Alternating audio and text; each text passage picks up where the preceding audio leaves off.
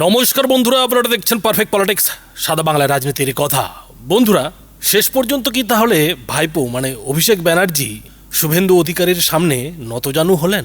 মানে পিসির ভেঙে পড়ার আগেই কি তাহলে ভাইপো ভেঙে পড়লেন? কেন বলছি এ কথা? শুভেন্দু অধিকারীর শপথের পরেই যেটা দেখা গেল যে অভিষেক ব্যানার্জি একটা বার্তা দিলেন, বেশ কিছু কথা লিখলেন। আর সেই কথাগুলো কি? অভিষেক ব্যানার্জি যেটা লিখেছেন যে আজকের দিনটি আমাদের দলের জন্য, আমার জন্য এবং বাংলার মানুষের জন্য এক বড় পরীক্ষার দিন। দীর্ঘ 1 দশকেরও বেশি সময় ধরে আমরা এই রাজ্যের সেবা করেছি। এখন সেবা করেছে না কি করেছে বন্ধুরা, সেটা আপনারা জানেন। কি লিখেছে আগে সেটা পড়া যাক। মানুষের সুখে দুঃখে পাশে দাঁড়িয়েছি, কিন্তু গণতন্ত্রে শেষ কথা বলে জনগণ। আজকের এই ঐতিহাসিক পট পরিবর্তন এবং নতুন সরকারের শপথ গ্রহণের মুহূর্তে আমি মাথা নত করে বাংলার মানুষের রায়কে মেনে নিচ্ছি। বুঝুন, আজকের ঐতিহাসিক পট পরিবর্তন তিনি মানলেন এবং সেই সঙ্গে নতুন সরকারের যে শপথ গ্রহণের মুহূর্ত, সেই মুহূর্তে তিনি মাথা নত করে বাংলার মানুষের রায়কে মেনে নিলেন। আর তিনি কি লিখছেন যে হ্যাঁ, আজ ব্রিগেড প্যারেড গ্রাউন্ডে নতুন সরকারের অভিষেক হচ্ছে। শুভেন্দু অধিকারীর নেতৃত্বে বিজেপি সরকার গঠন করছে। আমি তাদের অভিনন্দন জানাই। অভিনন্দনও জানাচ্ছে, ভাবুন একবার। সেই সঙ্গে তিনি লিখছেন, কিন্তু একই সঙ্গে আমি আমার অগণিত কর্মী সমর্থকদের বলতে চাই, হতাশ হওয়ার কোনো কারণ নেই। রাজনীতিতে জয় পরাজয় থাকবেই, কিন্তু আদর্শের লড়াই থামালে চলবে না। এখন তৃণমূলের কি আদর্শ বন্ধুরা আপনারা জানেন, যে একটা আদর্শহীন দল যদি এই মুহূর্তে সারা ভারতের রাজনীতিতে থেকে থাকে, তার নাম হচ্ছে তৃণমূল। কিন্তু অভিষেক ব্যানার্জি আজকে লিখছেন যে তৃণমূলের আদর্শের লড়াই চলবে, সেই লড়াই থামলে চলবে না। ভালো কথা, অভিষেক ব্যানার্জি নতজানু হয়ে হার স্বীকার করে আজকে পট পরিবর্তন মেনে নিচ্ছেন, বাংলার মানুষের রায়কে মেনে নিচ্ছেন। তার সঙ্গে তো কিছু কথা লিখতে হবে, নাহলে তৃণমূলের কর্মী সমর্থকরা মানে ঘরেই ঢুকে থাকবে, তারা আর বেরোবে না, বেরোনোর সাহস পাবে না। ফলে অভিষেক ব্যানার্জিকে এটা লিখতে হবে। ভালো লিখেছেন। তারপরে লিখছেন যে আমি মনে করি একটি শক্তিশালী গণতন্ত্রের জন্য শক্তিশালী বিরোধী দলের প্রয়োজন অনস্বীকার্য। খেয়াল করবেন, এখানে তিনি লিখছেন যে আমি মনে করি একটি শক্তিশালী গণতন্ত্রের জন্য শক্তিশালী বিরোধী দলের প্রয়োজন অনস্বীকার্য। আজ থেকে আমরা রাজ্যের প্রধান বিরোধী শক্তি। এই কথাটাই আমি বন্ধুরা এর আগের ভিডিওতেই বললাম যে আজ হোক কাল হোক মমতা ব্যানার্জিকে এটা মানতেই হবে যে তিনি শুভেন্দু অধিকারীর কাছে হেরে গেছেন।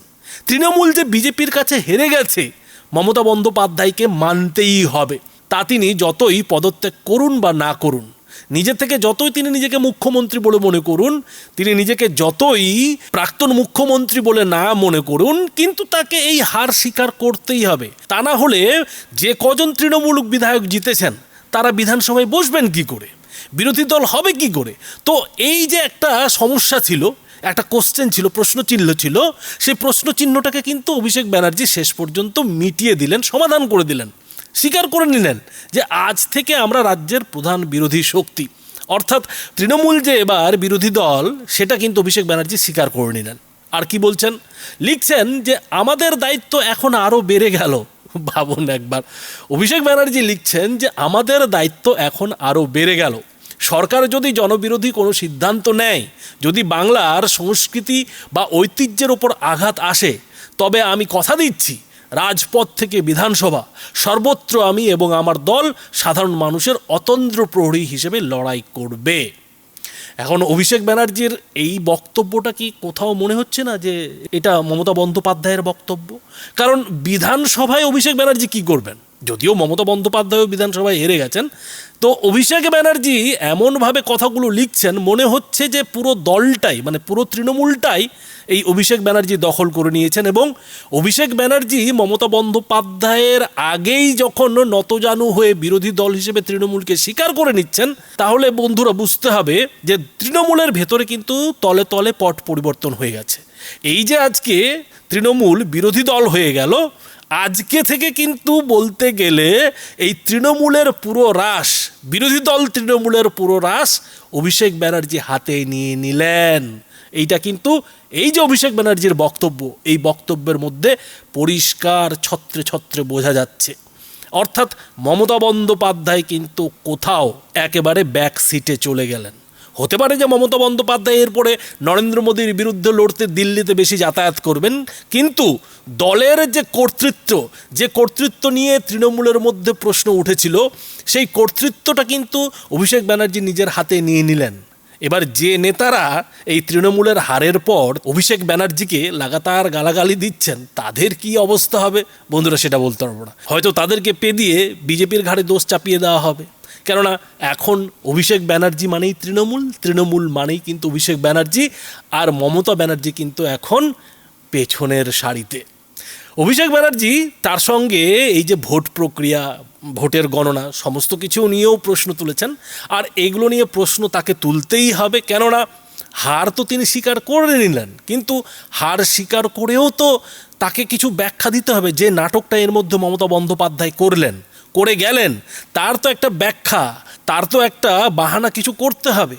তো যথারীতি অভিষেক ব্যানার্জি তার যে এদিনের বক্তব্য, সেই বক্তব্যের মধ্যে ইভিএমের নাড়াচাড়া পরিচালনা, কন্ট্রোল ইউনিটের গরমিল, এইসব নিয়ে প্রশ্ন তুলেছেন, যে প্রশ্নগুলো এর আগে তৃণমূল নেত্রী মমতা বন্দ্যোপাধ্যায় জোর গলায় করেছেন, সেটাই বেশ হালকা ছলে, হালকা সুরে অভিষেক ব্যানার্জি তার বক্তব্যের মধ্যে তিনি করেছেন। সেই সঙ্গে তিনি যেটা বলছেন, লিখছেন যে গণতন্ত্র তখনই টিকে থাকতে পারে যখন নির্বাচনী প্রতিষ্ঠানগুলো নাগরিকদের মধ্যে আস্থা ও বিশ্বাস জাগিয়ে তুলতে সক্ষম হয়। আর কি লিখছেন যে দুর্ভাগ্যবশত আমরা যা প্রত্যক্ষ করেছি তা সেই বিশ্বাসকে গভীরভাবে নাড়িয়ে দিয়েছে। মানে মোদ্দা কথায় যেটা হচ্ছে যে হার স্বীকার করে নিচ্ছি, কিন্তু আমাদের বিশ্বাস ছিল আমরা জিতবো, সেটা হয়নি, ফলে আমরা কিন্তু ধাক্কা খেয়েছি, আমরা কিন্তু মানসিকভাবে বড় ধাক্কা খেয়েছি।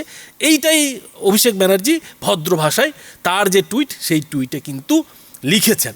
পাশাপাশি যেটা গুরুত্বপূর্ণ বিষয়, অভিষেক ব্যানার্জি যেটা লিখেছেন যে একই সঙ্গে নির্বাচন পরবর্তী হিংসার রিপোর্ট, দলীয় কার্যালয়ে হামলা, আমাদের দলীয় কর্মীদের ভয় দেখানো এবং সমর্থকদের বিরুদ্ধে হুমকির ঘটনাগুলো অত্যন্ত উদ্বেগজনক এবং একটি গণতান্ত্রিক সমাজে তা একেবারেই অগ্রহণযোগ্য।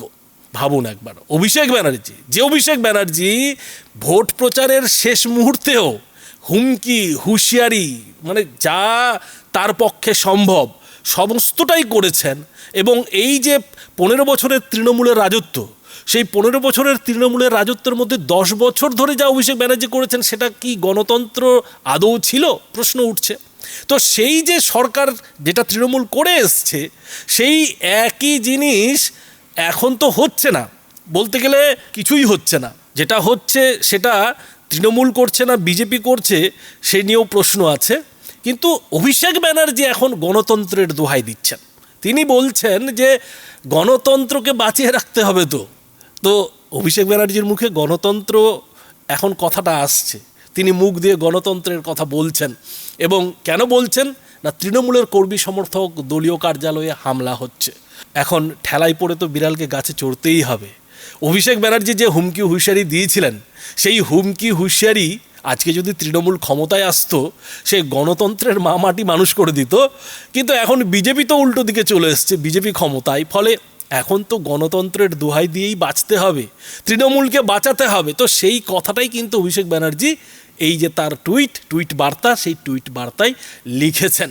এবং শেষে তিনি তৃণমূলের কর্মী সমর্থকদের উদ্দেশ্যেও কিছু কথা বলেছেন। আর সেই কথাগুলো হলো যে এই মহান দেশের গণতান্ত্রিক ঐতিহ্যকে সব কিছুর ঊর্ধ্বে রেখে তৃণমূল কংগ্রেসে আমার সহকর্মীরা এবং আমি পশ্চিমবঙ্গের মানুষের পাশে এবং সেই প্রতিটি তৃণমূল কর্মীর পাশে দৃঢ়ভাবে দাঁড়িয়ে থাকব, যারা একটি আপোস করা নির্বাচনী যন্ত্রের বিরুদ্ধে জান প্রাণ দিয়ে লড়াই করেছেন।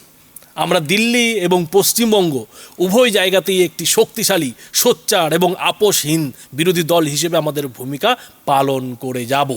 অর্থাৎ কি করতে চলেছে তৃণমূল, তার একটা রূপরেখা, তার একটা নীল নকশা তৃণমূলের কর্মী সমর্থকদের জন্য অভিষেক ব্যানার্জি দিয়ে দিলেন।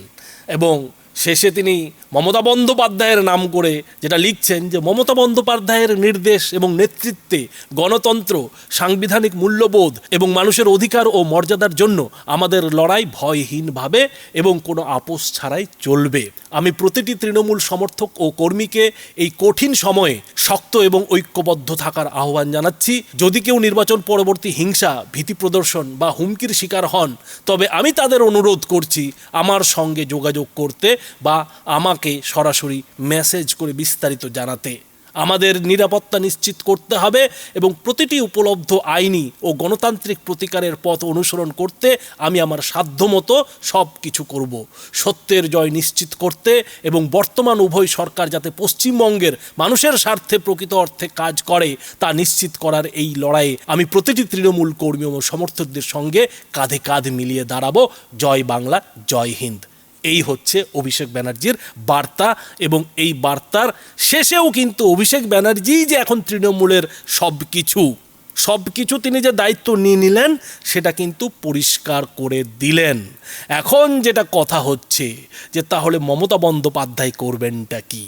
মমতা বন্দ্যোপাধ্যায় তো ভেবেছিলেন যে তৃণমূলকে তিনি জেতাবেন, কিছুদিন তিনি মুখ্যমন্ত্রীর পদে থাকবেন, 1.5 বছর কিংবা 2 বছর মুখ্যমন্ত্রীর পদে থেকে সেটা অভিষেক ব্যানার্জিকে দিয়ে তিনি দিল্লিতে গিয়ে প্রধানমন্ত্রীর দৌড়ে লাইনে দাঁড়াবেন। কিন্তু সেই স্বপ্ন পূরণ হলো না। কিন্তু পিসির স্বপ্ন পূরণ হোক বা না হোক, ভাইপো তার তৃণমূল দখল করে নিল, এইটা কিন্তু পরিষ্কার হয়ে গেল। এবং সবথেকে বড় যেটা কথা, যেসব বিদ্রোহী তৃণমূলের নেতারা বারবার দাবি করছেন যে এই অভিষেক ব্যানার্জি এর আগেই নাকি মমতা বন্দ্যোপাধ্যায়ের সরকারকে ফেলার চেষ্টা করেছিল, সেই আরজি করের সময়ই নাকি অভিষেক ব্যানার্জি মমতা বন্দ্যোপাধ্যায়ের সরকারকে পেছন দিক দিয়ে আইপ্যাককে দিয়ে খেলা খেলিয়ে নাকি ফেলে দেওয়ার চেষ্টা করেছিল, এই কথাগুলো যে একেবারেই অযৌক্তিক নয়, একেবারেই যে মিথ্যা নয়, সেটা অভিষেক ব্যানার্জির এই যে বার্তা, সেই বার্তার মধ্যেই কোথাও যেন হালকা ইঙ্গিত পাওয়া যাচ্ছে। এবং অভিষেক ব্যানার্জির যে মূল টার্গেট তৃণমূলের দখল নেওয়া, বাংলা দখল হোক বা না হোক, অভিষেক ব্যানার্জির যেটা মূল টার্গেট ছিল তৃণমূল দখল নেওয়া, সেটা তৃণমূল হেরে যাওয়ার পর যে আরও অনেকটাই সহজ হয়ে গেছে এবং সেই সুযোগের সদ্ব্যবহার যে অভিষেক ব্যানার্জি করে ফেলেছেন সেটা এই দিন কিন্তু পরিষ্কার হয়ে গেল। তবে মোদ্দা কথায় তৃণমূল নতি স্বীকার করলো এবং এবার থেকে আর মমতা বন্দ্যোপাধ্যায়ের তৃণমূল নয়, অভিষেক ব্যানার্জির তৃণমূল বিজেপির সঙ্গে লড়াই করবে। আর এইটাতেই হয়তো মমতা বন্দ্যোপাধ্যায় নিজের জয় দেখছেন যে তাকে তো আর মুখ্যমন্ত্রীর পদ থেকে ইস্তফা দিতে হয়নি, তাকে তো আর বিরোধী দলনেত্রী হিসেবে শুভেন্দু অধিকারীর সঙ্গে বিধানসভায় লড়াই করতে হবে না। ফলে মমতা বন্দ্যোপাধ্যায় সম্মানজনক একটা নিষ্কৃতি হয়তো পেয়ে গেলেন। আর এইটাই হয়তো মমতা বন্দ্যোপাধ্যায় মানে পিসিকে অভিষেক ব্যানার্জি বুঝিয়েছেন যে মানে সম্মানের সঙ্গে কেটে পড়ুন, না হলে কিন্তু আরও দুর্গতি হবে, আরও খারাপ অবস্থা হবে। এখন তো বাংলার মানুষ খারাপ অবস্থা করেছে, এরপরে তৃণমূলের ভেতর থেকে খারাপ অবস্থা করা হবে। আর মমতা বন্দ্যোপাধ্যায়ও হয়তো এটা বুঝতে পেরেছেন যে যদি মুলায়ম যাদবের মতো অবস্থা হয় তাহলে আর বেঁচে থাকার কোনো মানেই থাকবে না। কেননা মুলায়মের কাছ থেকে যেভাবে অখিলেশ যাদব সমাজবাদী পার্টিকে ছিনিয়ে নিয়েছিলেন, সেই ছিনিয়ে নেওয়ার পর কিন্তু মুলায়ম সিং অপমানে আর বেশি দিন বাঁচতে পারেননি। একই অবস্থা হয়তো এই তৃণমূলের ক্ষেত্রেও ভাইপো পিসির জন্য করতে পারে। এটা হয়তো মমতা বন্দ্যোপাধ্যায়কে কেউ বুঝিয়েছেন, আর বুঝিয়েছেন বলেই কিন্তু মোটামুটিভাবে মমতা বন্দ্যোপাধ্যায়ের একটা রাজনৈতিক সন্ন্যাসের ইঙ্গিত কিন্তু অভিষেক ব্যানার্জি তার যে বার্তা সেই বার্তায় দিয়ে দিয়েছে বলে রাজনৈতিক বিশ্লেষকরা মনে করছেন। তবে বন্ধুরা, এ বিষয়ে আপনাদের কি মতামত? আপনাদের মতামত অবশ্যই এই ভিডিওটির নিচে কমেন্ট বক্সে লিখে জানাবেন। ধন্যবাদ।